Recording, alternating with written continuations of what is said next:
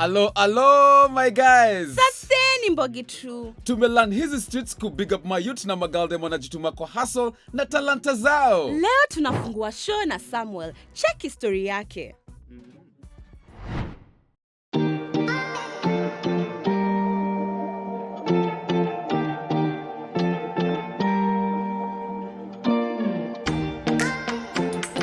I'm Samuel Odhiambo, an agri-entrepreneurship, dealing with agroforestry, beekeeping, that's apiculture, passion fruit farming. I'm based in Siaya County, Ugunja Sub-County, Rangala Sub-Location, Simenya in Yombra Village. For the apiculture, I have two types of beehives, that's the Langstroth and the Kenya Top-Bar. The difference between the Langstroth and Kenya Top-Bar is that Kenya Top-Bar has 16 bars, unlike the Langstroth which has 10 bars. Bars determine the honey you will get from each hive. Approximately for the Kenya Top-Bar I can get a maximum of 15-16 kgs. For the Langstroth I'll get around 10 kgs of honey. For the agroforestry, it's a long-term project. I started it in 2020 where I planted 3,000 trees. I leased the land for 7 years. Currently I'm having 12 hives, 4 Kenya Top-Bar and 8 Langstroth. From the past harvest, I harvested 3 hives, that's from the Langstroth, giving me approximately 15 kgs. And a kilo goes at 1,000 each, meaning that from the first 6 months, I was able to get 15,000. From 2019, when I came back from school, I started casual work like the mjengo. I used to get 350 per day, so I saved around 6,000 and started venturing into agroforestry. The first land I got from Zeayamba, we signed an agreement of 7 years, each at 7,000, meaning I was supposed to pay 49,000 after the contract. But we agreed that there's a room for renewal in case the trees will not be at the good stage for selling. If I sell them at 3,000 each, minimum amount that I'm targeting is 5 million for the sale. That's the long-term vision. Now they are 2 years old. The reason I went for apiculture because it has a short-term goal. It only takes 6 months for you to have the honey ready.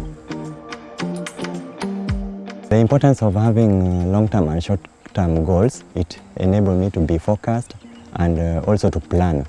My focus was at least to create employment for youths and also self-independent. So far for the apiculture, I'm able to achieve the nutrition for myself and the family, clearing my expenses. This has really reduced the cost of paying the leasing amount and also maintenance of the forest. When I started the agroforestry, I first visited Kefri at Maseno, where they taught me how to do spacing for the forest. For the apiculture, whenever I hear that there's a workshop on bee farming, I usually attend. I also do some online learning where I do read mostly on how to process, how to capture the colony, how to harvest, and also the maintenance part of it. Tips that help me succeed in both agroforestry and apiculture. Tip 1, you have to be patient. I leased the land for 7 years. That means that I'm expecting to harvest in the next 7 years. So you have to be really patient. Tip 2, on the long-term investment, that of the agroforestry, you have to know that there's a risk in it. You have to know where you will be getting your finance. On the apiculture side, because it's a short-term goal, you have to be knowledgeable. You have to know the difference between the Langstroth and the Kenya Top-Bar. That will help you know how to harvest. Improve on the lowest part of it before you start venturing into apiculture. What I love most about both agroforestry and apiculture, for the agroforestry, the cost of production is low. For the apiculture, there's no much expense in it. I was really excited when I got the 15 kgs out of it, meaning that I got 15,000, the money I used in buying the hives from the first harvest.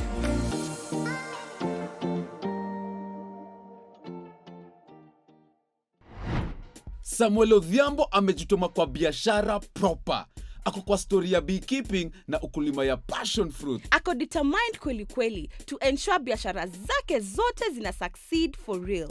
Tumelearn about long term na short term projects zenye zitakujenga do as you go by. Tuambie kama kuna biashara uko passionate about. Tuchapie kwa SMS line yetu, tuma story yako on 20308 ukitumia #MbogiTrue. Ku SMS ni free. Sasa tuchapiwe na Mora.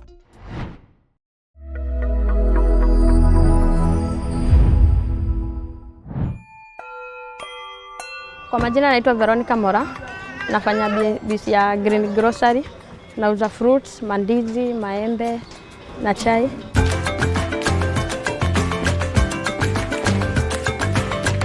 Nilikuwa nafanya vibarua ndogo ndogo. Nilikuwa nataka kwa 10k ama 15. Kwa kusave nilimanage na nikasave hiyo do na nikafaulu nikafungua biashara yangu. Before nifungue hii kazi yangu ya green grocer, nilikuwa nimefungua kazi ya samaki, lakini sababu wateja walikuwa wadogo na hazikuwa zinaenda vizuri, nikachange, nikaona nifungue biashara hii yenye nafanya. Kwa hii biashara yangu, kuna wakati kuna kuanga na faida na hasara, na kama mimi mwanabiashara nimepitia hasara, but siku lose hope. Niliona saving yenye nilikuwa naweka kutokana na biashara, nikaona si vyema kufunga, nikaongezea, nikainua biashara na ikaendelea. Nikianza hii biashara yangu ya green grocer, nilikuwa nimetarget kununua electronic cooker ya chipo, nikasave at least for 6 months na nilimanage na nikainunua. Katika biashara mimi naweza advise mwenye anaweza kuwa kuna biashara, kuwa kama uko na target ya kufanya kitu fulani, usipostpone ama kuahirisha.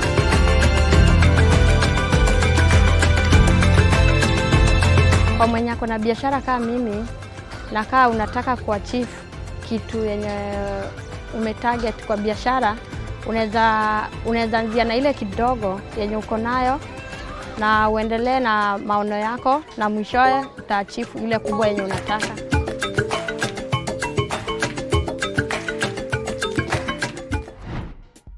Mora ni demo power mwenye ameweza kujituma from kufanya vibarua to kuwa self-employed. Big up yourself, Mora. Tumesikia about the challenges she faced na vile ameweza kuzi-overcome. Be like Mora. Kuwa na target unataka kuachieve ndio zikuguide kufika kwa goals zako. Uko na goals gani kwa bizi yako? Unatumia talent yako kujijenga kivipi? Tuchapie pale kwa SMS line yetu on 20308 ukitumia #MbogiTrue. Na ni free.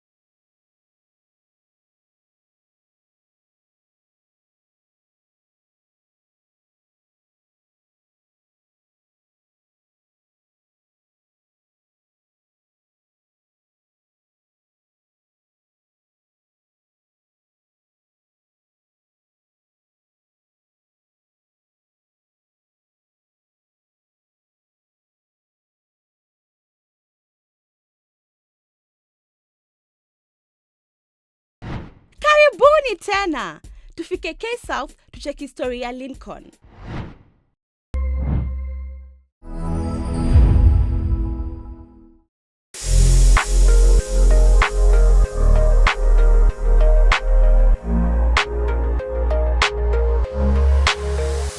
Kwa majina naitwa Lincoln Opio, naishi Karibongi South.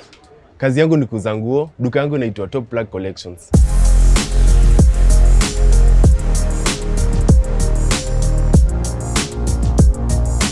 Kwa biashara, kuna do ya biashara na kuna savings. Mi hufanya hivi, huwa na save sana sana kwa lock account. Savings zangu naeka kwa lock na do ya biashara naeka kando. So utapata most of the time natumia do ya biashara, savings naeka kando. Siguzangi savings most of the time.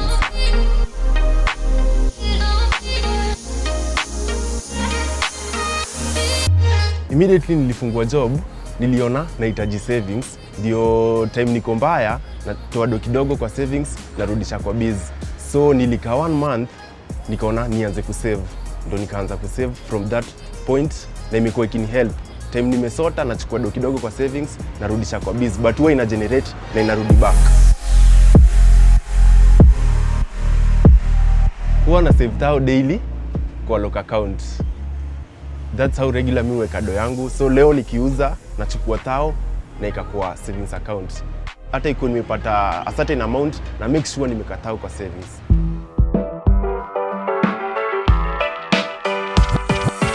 Nilianza business capital ya 100k, nikabuy stock ya kwanza, but with time nilikuwa nauza but sikuwa na generate do mob na nilikuwa naeka savings. So ilibidi nichukue do kidogo kwa savings, nirudishe kwa stock na nikaboost stock yangu, nikaleta new products zenye customers wanataka, na savings imenisaidia sana. Kama sio kusave do kidogo kurudisha kwa biz, singekuwa na platform nyingine ya kutoa do, but savings zangu zimeniokolea sana.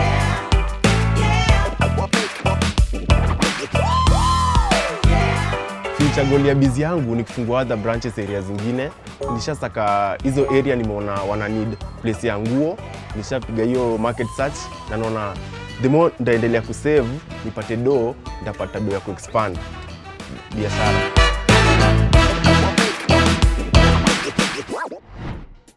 Nama sana mtu wangu, especially kwa hii mambo ya savings. Yes sir, Lincoln ametukumbusha importance ya savings.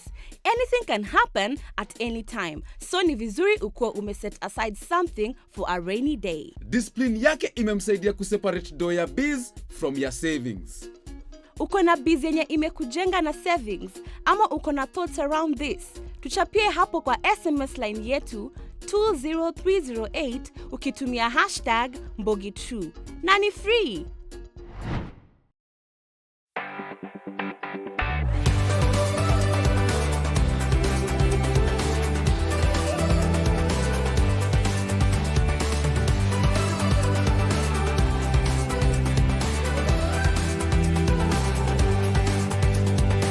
My name is Benta Akotha Kech. I'm a youth agripreneur. I'm engaged in poultry business. Benta Poultry Farm Solution is in Siaya County, Game Sub-County, Nyamayoya Village. At the moment, I'm doing it at production level, but as time goes by, I will be doing value addition. I'm doing broiler breed.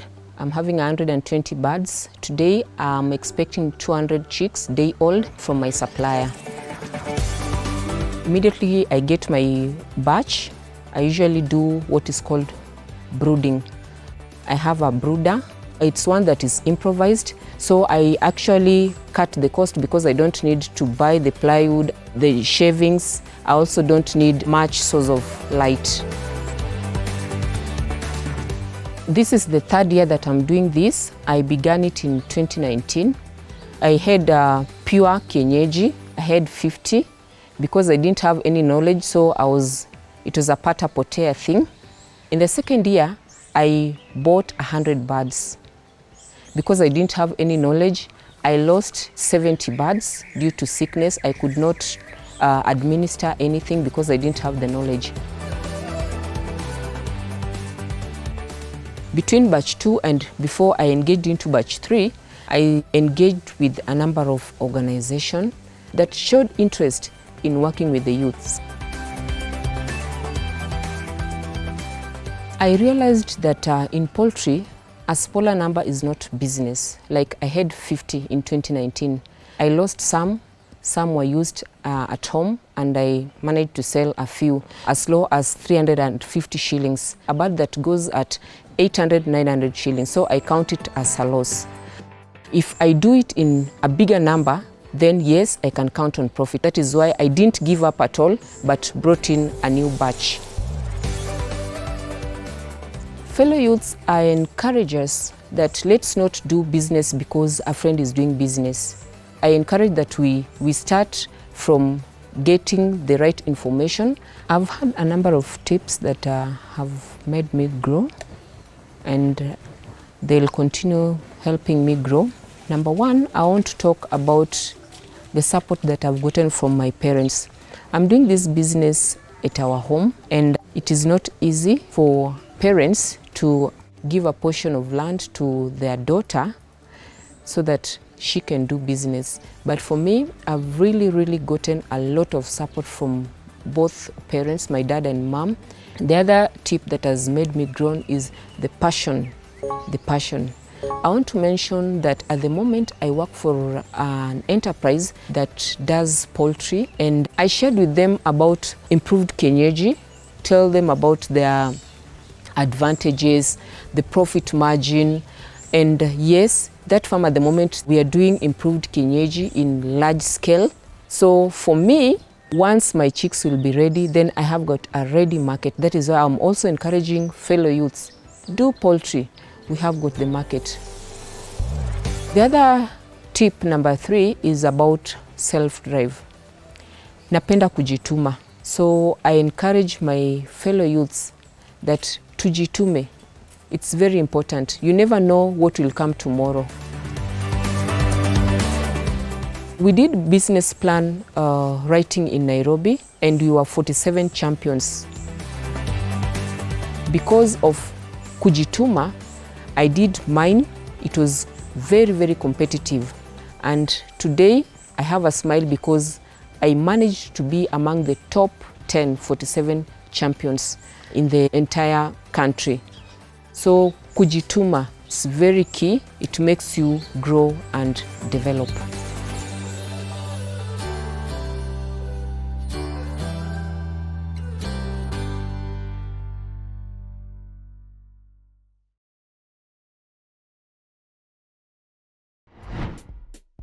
Benta ametuambia vile ukijituma ina lead to more development. Hata na challenges kama loss na competition kwa biashara, she kept going na sasa unaona the fruits of resilience. Also, shout out kwa wazai wake who believed in her na wakamjenga support. Mbogi True, leo tumekafunga. Asanteni sana for tuning in. Tungependa kujua kama hii show imekunice. Share maoni yako kwa SMS on 20308 ukianza na #MbogiTrue. Kumbuka, SMS ni free. Asanteni na tuonane next week.